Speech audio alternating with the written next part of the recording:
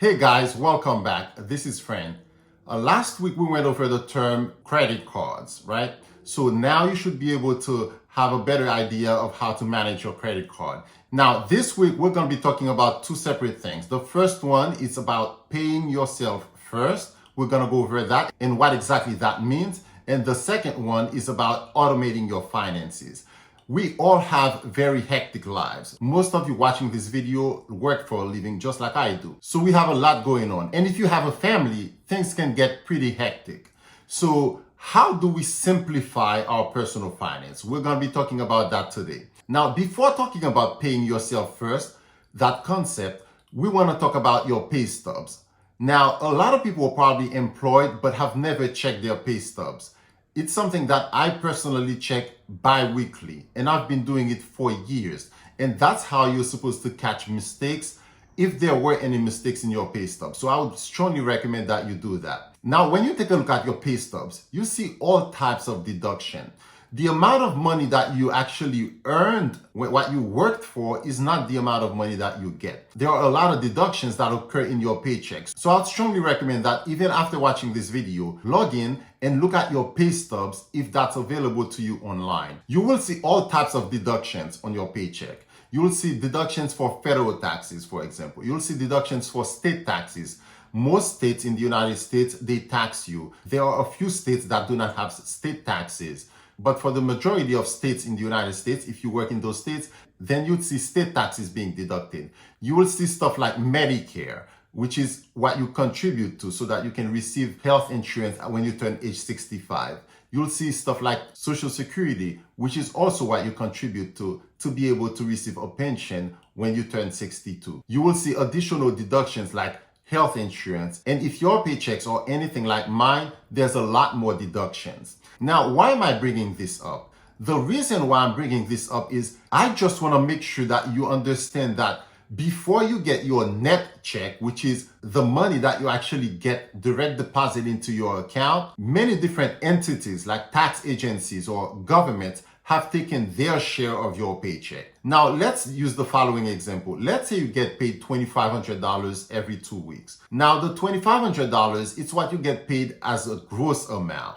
So when you take the gross amount and then you subtract all of the deductions, then you're left with the net amount.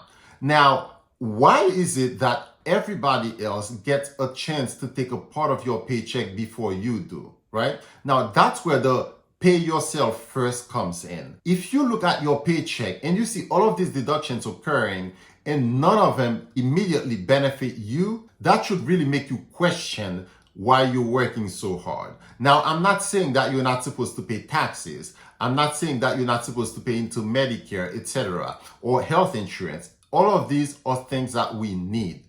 Eventually, in the future, they are supposed to help us. However, I just want to make sure that you can take part of your paycheck and benefit from it now and in the future. What I mean by that is to pay yourself first, instead of it happening like this, $2,500 minus federal taxes, minus state taxes, minus Medicare, minus health insurance, I want it to be for you $2,500 minus the amount that you're paying yourself first by investing. This is an amount that will automatically be deducted from your check before you get your net check, right? Now, if you have a 401k, which is a type of retirement account through work, most likely you already have that happening. If you don't have that set up, I would strongly recommend that you contact your HR department to make sure that you have money being deducted from your paycheck that is going into your 401k retirement account. Now, in addition to that, you can set aside money that will be going straight to your savings account or that will be going into an investment account. So before you get any deductions taken out, you'll know from the get-go that you already have money being put aside for you so that you know for sure that after everybody has been paid, you've gotten paid first. Now, that the amount doesn't have to be a huge amount. For example, if I use the same example that I just used, if you get paid $2,500 every 2 weeks, you could dedicate $100 towards the types of account that I've just mentioned. $100 can go towards your savings account so that you can build up your emergency fund. We've already talked about emergency funds in a different video. So if you need to get more information on that, I would strongly suggest that you look at the emergency fund video. If you want to create an emergency fund, the $100 can go into that account. Let's say you already have an emergency fund set up and you want to invest in the stock market, right? You could dedicate $100 not going to your savings account because you already have a fully funded emergency fund. Now that money will be going into your checking account, or those $100 will be going into your investment account. We haven't talked about a brokerage account, but a brokerage account is a type of account just like the Roth IRA that we went over, just like a 401k that you get through your employer, except it's a traditional investment account. There's no tax benefits associated with it like retirement accounts, but the money is also accessible, or you can access it if you wish to do so at any time. Traditionally, the retirement accounts, you cannot access them until you turn age 59 and a half. There are, of course, certain exceptions. A brokerage account, on the other hand, is a type of investment account that you can have, or even if you wanted to invest for your child's education. Let's say you have a 3-year-old, in 15 years, you expect them to be going to college, then you can use that type of account to invest for them. Now, there are other types of account that you can use for your child's education, like a 529 plan, but we're not going to be discussing that in this video. Now back to our example. If you can get $100 to go from your paycheck to that account, now you can start investing those funds on your own. Initially, it may not look like you're making progress. What's just $100? Let's say you get paid every 2 weeks, so that would be 26 times that you get paid throughout the year. 26 times $100 would give you $2,600. That's $2,600 that you can have invested in 1 year.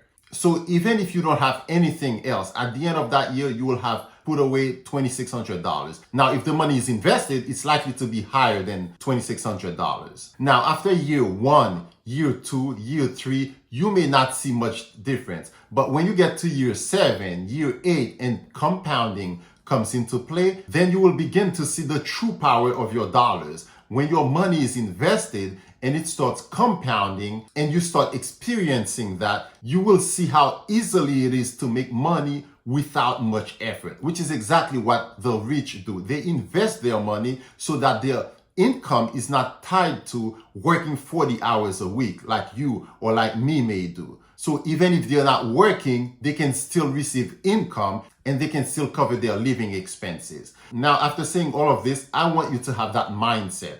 Before anyone else, before any government entity, any tax agency can get part of your paycheck, and then before your car insurance, before your car payment, before your rent or mortgage, before food, before all other miscellaneous expenses, you will know for a fact that at least part of that paycheck you were able to hold on to.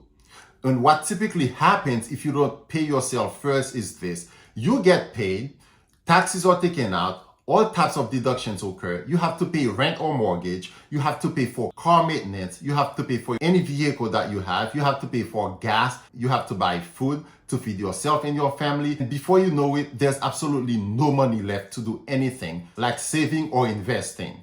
But I guarantee you, if you start putting the money aside first by paying yourself first, you will learn to live on whatever else you have. And once you make that change, it will probably take 2 or 3 pay periods before you don't even miss the $100 that you're now setting aside to invest. And the beauty of that is, 1, you're saving for yourself. You're basically putting some money aside to invest. 2, you can continuously increase the amount that you set aside as you progress in your career, as you get more pay raises, as your income starts to grow. And at the same time, because the money is invested, the money that you've invested will be making money for you. Now, the next thing that I wanted to go over is how to simplify your finances. And you can do that easily by automating your finances. And now I'll give you a personal example to demonstrate. For example, if I get paid every 2 weeks, all of the deductions that we've talked about so far, they're being subtracted from my gross pay.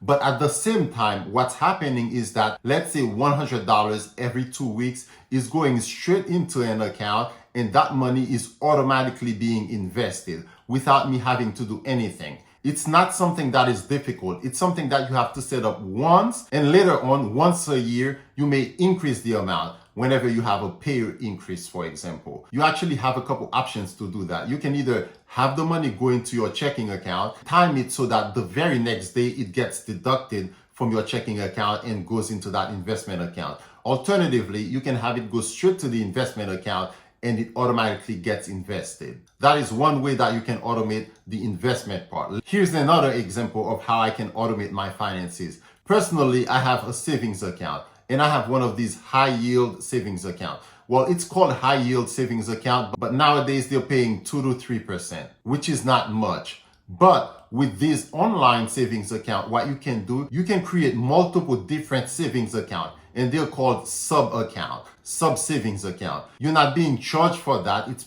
completely free. You just have multiple savings account at that particular bank. And in my case, instead of paying my car insurance monthly, what I do is I pay it every 6 months. But to make sure that I have the money ready to pay my car insurance 6 months from now, I get part of my paycheck to go directly into one of those savings accounts, which is strictly dedicated for car insurance. Let's say that every 6 months I pay $600 for my car, right? So I would make sure that over the course of those 6 months, $100 a month goes straight into that account. So by doing that, whenever my car insurance payment is due, let's say 6 months from now, I just pay for the car insurance using my credit card. And I do that simply to earn rewards with the credit card. But because I will not be carrying a balance on the credit card, I will not be charged interest. And the reason why I will not be paying interest on that transaction is because I already have the money saved up in one of these sub savings accounts. So whenever the credit card statement is due, I just transfer the money from my savings account to my checking account and I pay off the credit card. And you can do that for multiple different things. If you plan on going on vacation, you can have part of your money go into one of these sub-savings accounts that is strictly made for vacations, so that when you take your vacation in 6 months, then you already have the money there to cover that expense. That way you don't end up going on vacation, enjoying your vacation, but you come back to credit card debt that you're gonna have to pay interest on for the next 6 months or for the next year. By doing something like that, instead of making progress, financially, you're actually going backwards, which is exactly what I want to prevent you from doing. I want you to progress financially, not going backward. Now, imagine if I know the types of expenses that I will have anyway, like my car insurance or money that I'm saving for vacations and any other periodic expenses that you have.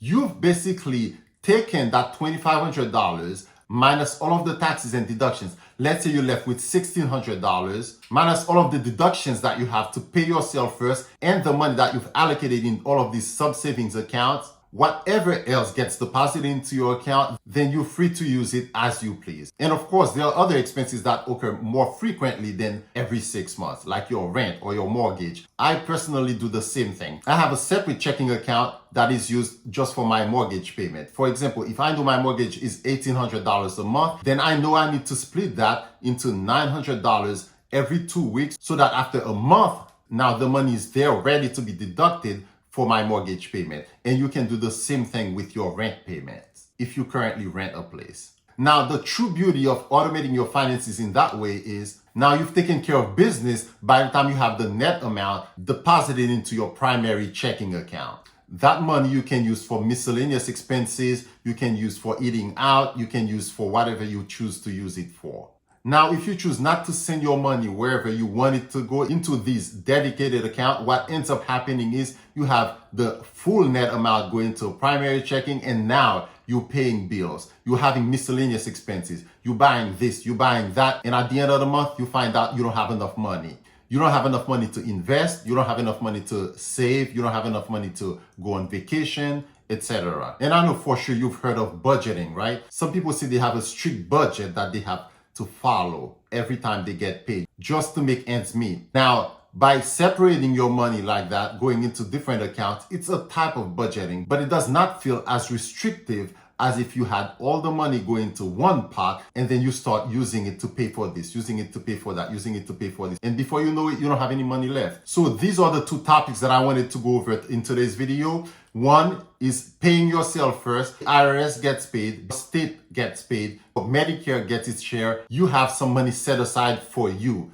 And that money will be invested, so it will be growing over time, over a few weeks, over a few months, over years. And if you have that in conjunction with a 401k, which is the type of retirement account that you traditionally have at work, then you're basically saving in two separate locations. You're saving for your retirement here, and you're saving for any major expenses that you may have. And you're also saving in an account that you have access to if you decide to retire early, help your kids pay for college, if you decide to buy a house later on. This is how people who are financially well off live. They live off of the money that is being produced by their investments. They may make money in the beginning, they may work hard like you and I are working, but they don't get to the end of the calendar year asking themselves, where did all my money go? I made all of this money, but I have none of it. Or after being paid for 5 years straight, you have nothing to show for it because all of the money has gone into paying bills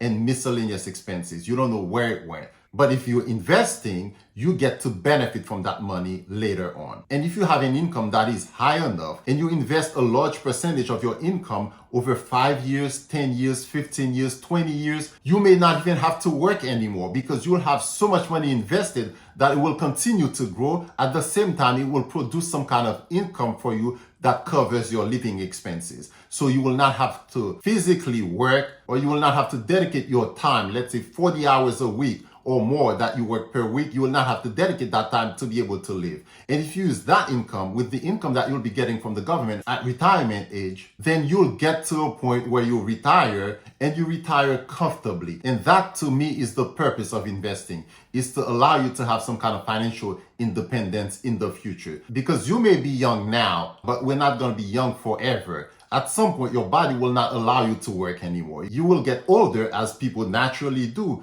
and you will not feel like working anymore. That's why, especially if you're young, I strongly recommend that you start taking your finances a little bit more seriously. And all of this will be possible because of the automation. The transfers are occurring automatically. So instead of taking a lot of times worrying about, can I pay for this? Can I pay for that? You get rid of all of that stress. You simplify your finances so that you can live more comfortably now, and because you're investing, live more comfortably in the future. So hopefully this video was informational to you. If you liked it, please comment, share, like, and subscribe. Please stay tuned for next week's video, and I'll see you next time. Have a good one.